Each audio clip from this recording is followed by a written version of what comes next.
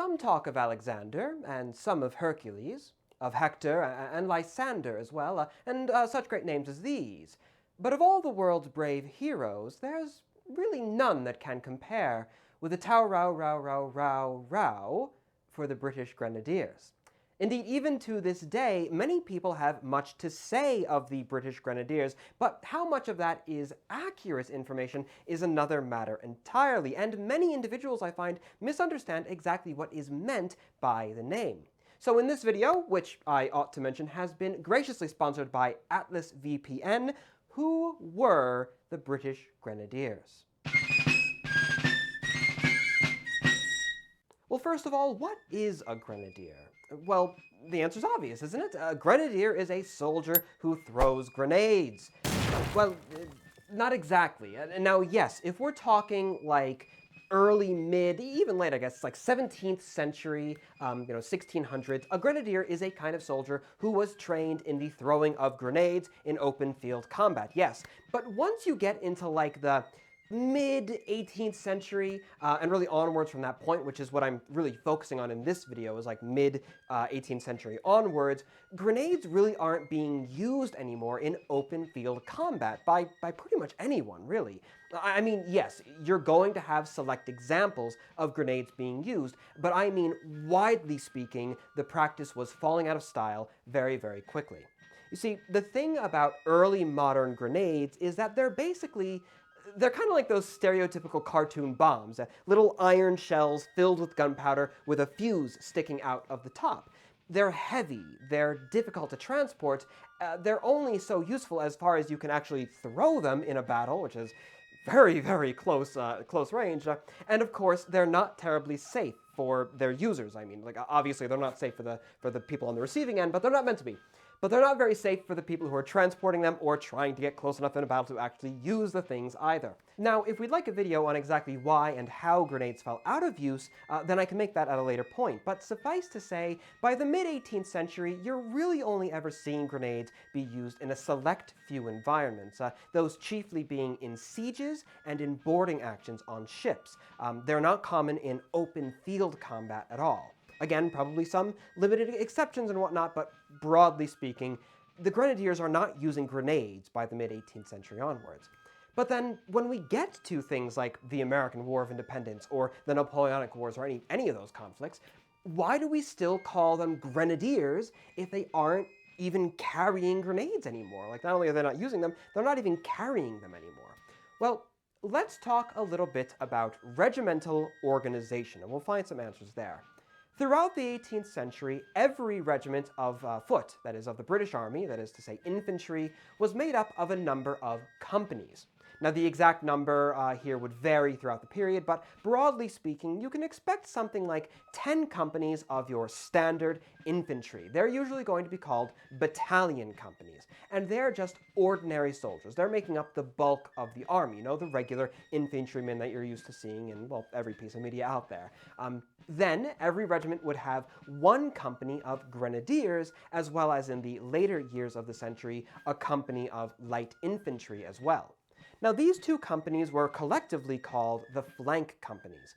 That's because when the regiment is on parade or on review, the grenadiers would typically stand on the regiment's right flank, while the light infantry would typically stand on its left. As far as, actual battle goes, well, naturally things are going to get a little bit messier there as far as the nice and neat order of who goes where and whatnot. So the whole, grenadiers are always on the right, lights are always on the left type thing is more of an honorary principle than an outright rule, at least, again, when it comes to combat. You want to have the grenadiers on the right, but it doesn't always work out that way, if that makes sense. So you see, during the 18th century, every British regiment of foot is going to have a grenadier company. That's a small handful of soldiers out of the whole regiment. The 54th Regiment, the 10th Regiment, 33rd, 64th, 23rd, even the regiments of the Foot Guards, all of them are going to be partially made up of grenadiers alongside other types of infantry as well, being the battalion men and the light infantry. Let that be your first big takeaway from this video, that the name, the British Grenadiers, does not refer to any one specific regiment or organization. Rather, it refers to a kind of soldier that was within every individual regiment. And even regiments like the 23rd, which had a name, theirs being the Royal Welsh Fusiliers, would have had a grenadier company within them. So in that case, those men would be the grenadiers of a fusilier regiment, kind of like both, just at different levels. Similarly as well, some regiments even had the word grenadiers in their name. Now, does that necessarily mean that every soldier in that regiment was actually acting as a grenadier? Well, maybe. Probably yes at some times, but probably the exact opposite at others. It kind of depends on how you define all of these terms. Military history is rather confusing, and regiments really love to stick with their traditional names even if they aren't technically accurate anymore. It's sort of like how there's actually still a regiment in the British Army today that's called the Royal Lancers, but they haven't quite made a habit of charging the Taliban with lances, now have they? Or, perhaps even more pertinent to our topic today, the modern-day Grenadier Guards are literally acting as light infantrymen, which is pretty much the exact opposite of their namesake, at least when we're reading that name in an 18th century context, like I usually do. At least for the vast majority of the 18th century, the Grenadier Guards were not referred to as the Grenadier Guards, they were just the first regiments of foot guards. They get the name a little bit later on, I think in the Napoleonic era. But in any case, just because a regiment is referred to as, the Horse Grenadiers or the Grenadier Foot, what a Grenadier anything, doesn't necessarily mean that they're acting as grenadiers. But yes, the British Grenadiers is not the name of any one singular group, no more so than the British Pioneers or British Army musicians would be. Rather, it is referring to a kind of soldier who would, together with other kinds of soldiers, make up a larger regiment. Okay, that's all well and good, but really it just loops us back to the original question. In the 18th century, what exactly is a grenadier when they aren't throwing grenades anymore? If we can say, oh, well, a grenadier isn't a light infantryman, what is a grenadier doing? What made them so distinctive from other soldiers, and why, this is a good question, why was that distinction so important? Well, as we'll soon see, flank companies were often given the hardest and, in that, the most exhausting jobs on the battlefield. And after a 10-mile outflanking maneuver or an uphill bayonet charge, well, what better reprieve would there be than for the men to stream their favorite television shows? But alas, unless they were on home service, cushy home service back in Old England, more often than not, their world travels meant that the shows they wanted to watch couldn't actually be enjoyed because of all those nasty geo-restrictions. And that is to say nothing, of course, of the risk that their exposed data may be intercepted by rebel hackers. Well, enter in the Virtual Private Network Act of 1779, which necessitated every colonel to provide his men with a subscription to Atlas VPN. You see, Atlas VPN is a tool that encrypts one's data and hides one's virtual location. When the men connected to that VPN server, Atlas VPN would encrypt their data, and their devices would all be given entirely new IP and DNS addresses, effectively making it look like those devices were somewhere else that they were not, and hiding all of their information from prying eyes. That meant that even when they were fighting dirty rebels abroad, they could still access their shows, which might only be available in Britain itself, or other colonies for that matter, even the entirety of the world. Even if the French don't want them to watch it, they can still watch it because the VPN makes it look like they may as well be in France. Indeed, after there was an initial scare that he wouldn't be able to watch his favorite program, Top Gear, while on service in America, General Burgoyne was relieved to see that all he had to do was just virtually pop back over to England with a few clicks of his mouse, and there it was waiting for him alongside the whole UK Netflix library.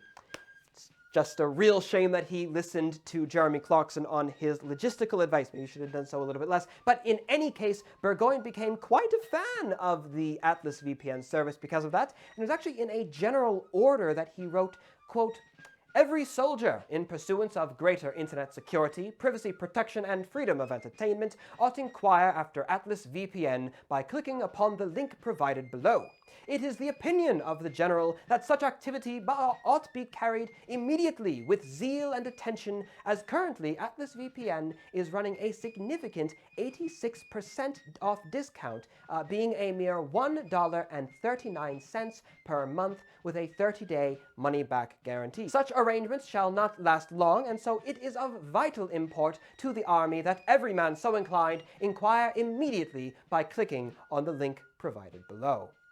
And now, fascinatingly enough, imagine that, Atlas VPN has actually brought the exact same deal for all of you as well. So if you feel you might also benefit from using a VPN, keeping all that information hidden away because it's being all, filtered through the virtual private network and all that, and being able to access, programs that may be in other, other like locations on Netflix or Hulu or Disney Plus or, whatever, then I would dare say that right now is probably the only time you should be listening to a piece of advice given by General Burgoyne, and you can click on the link in the description down below in order to learn more. Again, they have a very large discount going on right now, probably won't be going on for all too much longer, I've been told, and there is that 30-day money-back guarantee if you decide that you don't like the service in the end, although it seems like it's pretty good value to myself.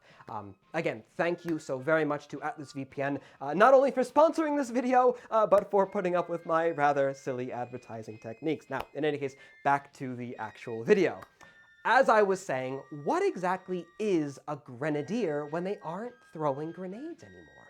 Well, a good way to describe these sorts of post-grenade grenadiers, and say that one 5 times fast, you may have noticed there was a jump cut there, it's because I actually stumbled on the words. Anyways, post-grenade grenadiers might be well described as heavy infantry. Now, that doesn't mean that the grenadiers are wearing like armor plating or having like heavier equipment or anything like that. They're not using heavier muskets or some such. Rather, the term is referring here to their role on the battlefield. The British Grenadiers on the battlefield of the 18th century were often used as shock troops, or in a way I suppose you might describe them as elite troops. Speaking in the most broad terms, if a battalion is advancing, the Grenadiers, alongside the light infantry, are going to be the ones at the front of the battalion. And if the battalion is withdrawing, they're going to be at the rear, the last ones out of the battle. If there is a fortified enemy position that needs to be taken, they're at the front of the charge. And if you're sending your men on a top-secret nighttime mission to secure military supplies before they can be used in rebellion, well then they're the lads you can rely on for speed and discipline. At least traditionally, usually you can, some exceptions. Now, a lot of people know that the Grenadiers were usually the tallest men in their respective regiments, but of course, just being tall doesn't somehow make a soldier more elite or more acclimated towards those kinds of tasks. Nor, of course, did generals in the 18th century think that height was the only thing that mattered. They didn't just slap all the tallest guys into the Grenadier Company and then just assume that they'd be able to complete elite tasks and then assign them to those elite tasks. Now, yes, there are examples of historically poorly managed regiments which did care more about parade appearances than real merit, and there would have been, on the rare occasion, grenadiers who got the job solely because of their appearance. The thing is, with military history, there is always an exception to the rule. You'll always be able to find at least one example of something like that in the vast, totality of human history. But it's not like that was just a commonly accepted practice. It wasn't the standard. It wasn't the pattern of how grenadiers were chosen. A grenadier is meant to be far more than just very tall. For example, in his book, A System for the Complete Interior Management and Economy of a Battalion of Infantry, Bennett Cuthbertson writes of other physical requirements that are necessary. He says, quote, "It is a mistaken notion that size alone is a qualification for a grenadier. If a full face, broad shoulders, and well-proportioned legs do not accompany it, his figure does no great credit to the judgment of whoever chose him. As experience proves, that grenadier company which covers most ground when under arms to be much superior in point of marching and every sort of fatigue to one which only boasts of size." So what does that tell us is no gangly boys are fit for this service, but only strong individuals who are filled out and capable of marching and heavy fatigue duties. Cuthbertson also writes later on that recruits to the regiment are almost always unfit for service in the flank companies, and that instead veteran soldiers are to be preferred. And another contemporary author, equally venerated in military history circles, Thomas Symes, phrased certain other qualifications in his book, The Military Medley, where he wrote, quote, "The Grenadier Company to practice the exercise frequently, and to be kept complete with such men whose health, strength, and activity can be most depended upon." My main light just turned off, so there's probably much more shadows behind me now. I apologize. But your second takeaway for this video should be this: health, strength, activity. In an ideal regiment, grenadiers would not only be selected because of their height or their size, even if such a thing was always very important, but also by virtue of their experience as soldiers, their ability to march long miles quickly and engage in fatigue duties without complaint, meaning that they need to be physically very strong to back up that physical size. They need to keep hearty, resilient, and dependable both on campaign and in the heat of battle. Grenadiers are the strongest and most courageous of men within the regiment, who are able and willing to do those hardest jobs. And it's because of this unique skill set, this elite status, that not only did the grenadiers often get the hardest jobs, but in many instances they, alongside their light infantry compatriots, also saw the most active service.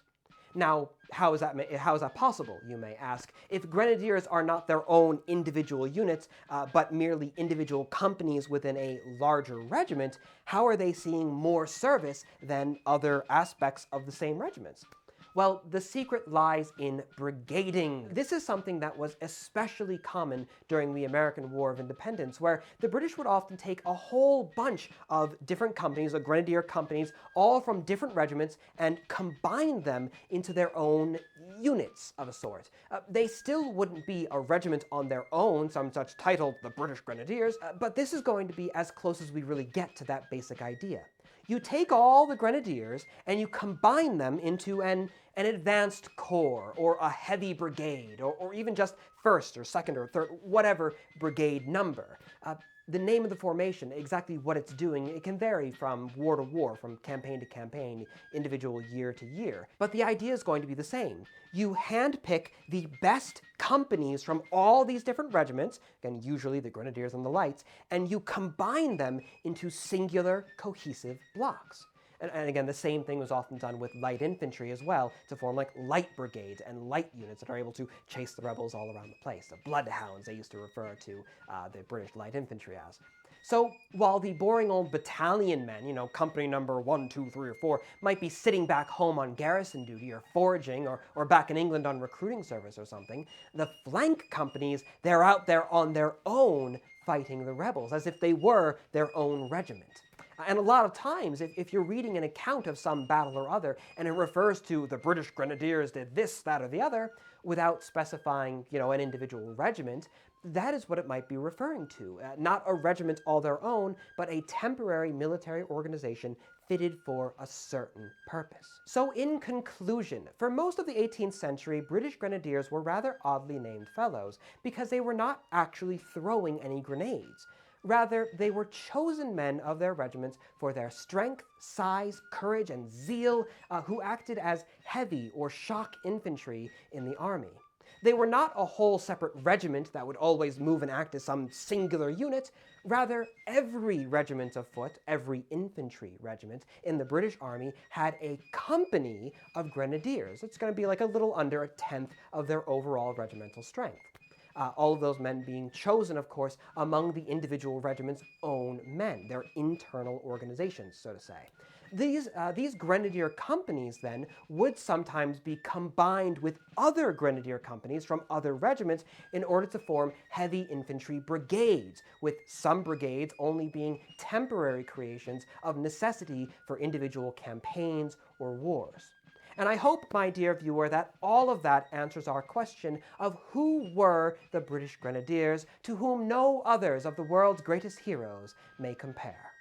Now thank you all for watching, and of course to Atlas VPN for sponsoring this video. Again, they are running a very large discount right now for just $1.39 per month on their 3-year plan, and even if that seems like a little bit of a big commitment for you, they also offer a 30-day money-back guarantee so you can try out the service and see if it fits for you. So if you're interested in learning more about any of that, the link is provided just down below for you. Thank you very much. And of course as well, thank you to my ever-beneficent supporters on patreon.com, for it is by virtue of your support that I am able to carry on with all of this my work. Until the next time, my dear viewer, I am and I shall remain your most humble and obedient of servants.